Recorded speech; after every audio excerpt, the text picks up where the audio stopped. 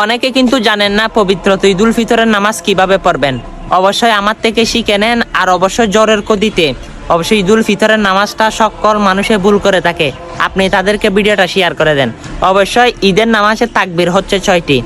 অবশ্যই প্রথম তাকবীর দিবে ইমাম সাহেব এবং সানা পাঠ করবে, তারপরে তাকবীর দিবে আল্লাহু আকবার, আবার তাকবীর দেবে আল্লাহু আকবার, আবার তাকবীর দিবে আল্লাহু আকবার। তারপর নিয়ত করে সূরা ফাতিহা পড়বে, ফাতিহার সাথে অন্য একটি সূরা মিলাবে, তারপরে রুকুতে চলে যাবে এবং সিজদা 2টা দিয়ে উঠে পড়বে। আবারও ইমাম সাহেব আলহামদুলিল্লাহ পাঠ করে সূরা মিলাবে, তারপর আবার দিবে তাকবীর আল্লাহু আকবার, আবার দিবে আল্লাহু আকবার, আবার দিবে আল্লাহু আকবার, তারপর আল্লাহু আকবার বলে রুকুতে চলে যাবে। এইরকম রুকু থেকে উঠে অবশ্যই সালাম ফিরে ফেলবে। অবশ্যই আপনারা কিন্তু ঈদুল ফিতরের নামাজটা সর্বদা ভুল করে থাকেন, কিন্তু ইমাম সাহেব পড়ালেও আপনারা কিন্তু ভুল করেন।